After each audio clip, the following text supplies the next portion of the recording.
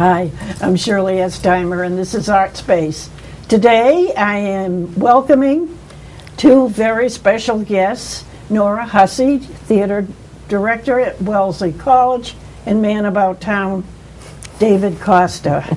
Welcome, both of you. Thank you. Thank you. Nora, I'd like to start with you, if I may, and when did it all start? The Summer Theater Company, or Just your love of theater. Yeah. Oh, it started actually as a freshman in high school when I was unable to speak in class. I would get up to give a report, and I shook so badly that my guidance counselor suggested that if I took some drama lessons, that perhaps I might get over my fear of public speaking. And that was it. There was never a look back. And then I did not get what I expected to be a lead in my senior class play because I had played the lead as a junior, and my very smart young director at the time said, well, why don't you assist me instead? And then once I realized that as a director I could run the show, I decided that was it. That was what I wanted to do. So. Get some terrific advice. David? Oh, since birth, basically. Yeah. I mean, really, I make the joke that I was a preemie because my mother danced the Hully Gully, and I had a wedding, and I came 2 months early, so I decided, hey, that singing and dancing and all that seems fun, and that works. So basically that's where I started. You and I met on the stage of the Norwood Theater. Yes, we did. And you were starring in Girl Crazy, was Crazy for You. Crazy for You, close enough. And tell the audience what happened during that program. See, we don't know because we have to go to...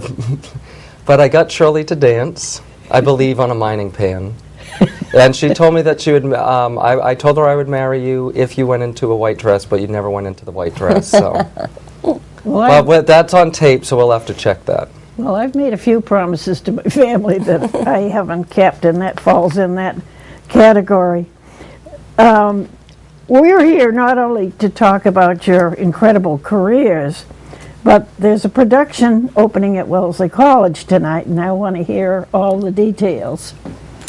It's Season's Greetings by Alan Eichborn, and it is directed by Shelley Bowman, and it is features many of the company members. We have an acting company, which is anywhere from 30 to 40 people that come and go over the years, in the last 12 years. And the core company, many of the core company and one new person are in the show. It's very funny. It's also very human. It's about what happens to us during the holidays. We don't always behave well.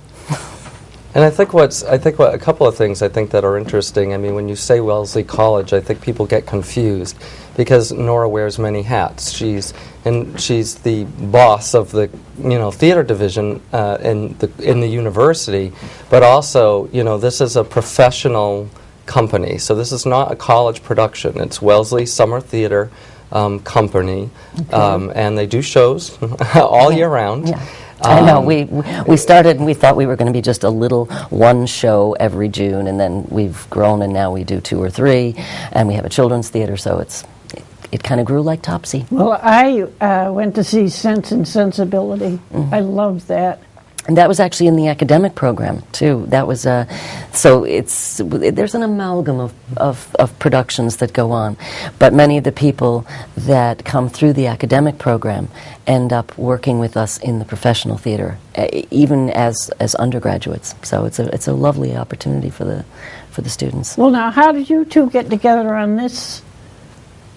Well, we got together with Last Night of Ballyhoo, actually. Right, yeah. Nora had contacted me to help with some marketing, and then I helped with that in a show called Nine Armenians, which Nora directed, which was sold out. You couldn't squeeze another person into that and theater. She asked me to come aboard, for Season's Greetings. Yeah. One of the things that I think is important to say about Season's Greetings is I know a lot of people that I've talked to have said, the holidays are over, why Season's Greetings? And, David who's in the audience today, Dave Brooks Andrews, he saw the show the other night, and I think he can attest that it's really about family. And it just happens, when do we all get together as a family? You know, the entire family together. Well, usually around the holidays. So it's not so much, this is about Christmas, this is about Boxing Day. It's about, basically, families. And dysfunctional families. And what's kind of nice about it is I said that, you know, if you thought your family was dysfunctional over the holidays, you can come see this show and feel really good about your family, and you'll seem very normal. And this year, actually, the focus for both the academic program and the professional theater is how the family functions. So we did 9 Armenians. We're doing Season's Greetings. We're doing a new play in the springtime called An American Wife. And then in the summer, we're doing And a Nightingale Sang. And all of the interactions basically is how families function or don't function, how they make each other crazy. I'll never forget my son. He was just a wee one, and my husband and I were disagreeing about something, and he said, listen, if you decide to get a divorce, I'm not going with either one of you. Smart boy. Very smart boy. Very clear. That was the end of the argument. So what attracted you, Nora, to this play? I actually saw the play in Ireland. Oh, did you? A long, long time ago with the Abbey Theatre Company. Oh. And it was very funny seeing a whole crew of Irish actors play British people. And it just stuck with me because and again, it was not at the traditional time. I know I saw it after the holiday season was just slightly over. And it just stayed in my head as something that... it both told the truth, but it also told the truth and gave you a chance to laugh. And, you know, it's the whole mirror up to nature. If you can laugh at somebody's predicament on stage, maybe you can laugh at your own predicaments, or at least not take yourself so seriously. So it was a long time ago. It was in the 80s I saw it, and so it just stayed with me till now. Well, speaking of, the Abbey Theatre Company has been in Boston, and I've been privileged to see them. And what really interested me was the fact that you, in the fall, had the Royal Shakespeare Company there for a week.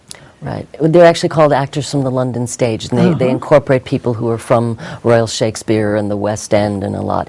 Yeah, we have them almost every year, and we're hoping to continue that. Yeah, it's a lovely experience. I don't know what was going on, but I couldn't get over, but I was so envious. I was thinking, oh, what an opportunity. Yeah, it's great for the students. We have them for a week, and they do generous classes, and they do 3 public performances, so yeah.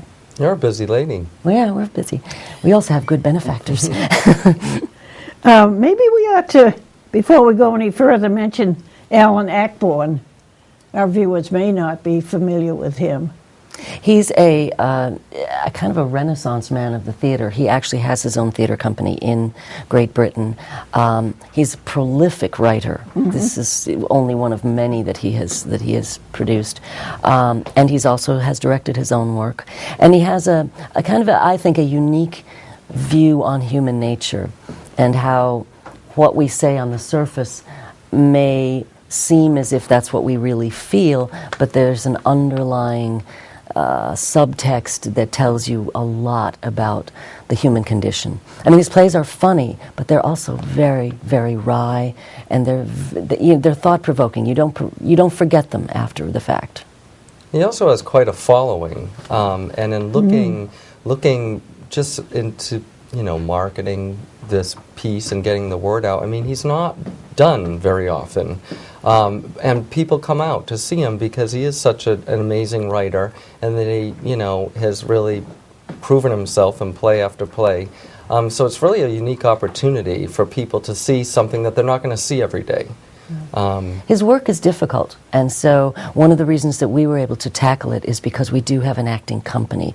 We have people who work with each other over and over and over again, and they acquire a comfort zone that starts from the first moment they walk into the rehearsal hall. So there's not that awkwardness of getting to know people the first week of rehearsal or something like that, because everybody knows everybody, and they know each other's kind of foibles, they know each other's work patterns, and that makes it easier to do difficult work.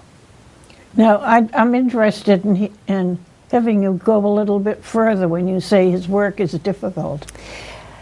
When you have an equity company, you have a limited amount of time to rehearse. And you really need to be able to come in the very first day with a body of understanding for each character. And because we have an acting company and we don't just cull people randomly and bring them into a rehearsal hall, they're able to start from the beginning with a level of honesty that I think his work demands. Now, I wonder if you could tell us what courses are you teaching when you're... I teach everything from an introductory course on everything that goes into making theater. I also team teach with two very beloved colleagues, Melinda Lopez, the playwright, and Lois Roach, the playwright. I team teach oral interpretation with them, which is lovely because we teach from each of our backgrounds. So Melinda teaches the Latino literature, Lois teaches African American, and I teach Irish. And students learn to do oral interpretation through those three cultures. I also teach a course on memoir. It's a relatively new course. I'm only teaching it for the second time this year. And it's about taking your personal stories and making them into theater. And I got inspired for that actually by John Lithgow, who has turned his relationship with his father into this fabulous book and also into a one-man show. And I teach directing, all levels. Well, let's look a little further into the cast of characters. Between the two of you, maybe you could give us a little idea about each one of the characters. Well, I'm going to let David, since I'm not the director of the show, I'm the artistic director, and David has been sitting in the rehearsal hall for weeks. Yes, I know all their lines. Okay.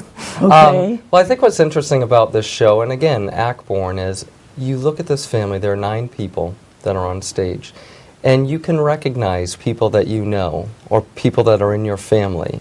He's really hit the gamut of characters. But basically, it's a man and wife, Belinda and Neville. It's so hard because when talking to the actors, you're either calling them by their real name or their character name. And Belinda's sister brings home a man, a writer, Clive, for the holidays. And there's a little, I'm not going to spoil anything, but, there's a little trio going on there, different things. There is a doctor and his wife, which there's a lot of dysfunction there. There is a cantankerous kind of patriarch of the family. He's Uncle Harvey. There is another couple. A retired military man. Retired military. All of the baggage.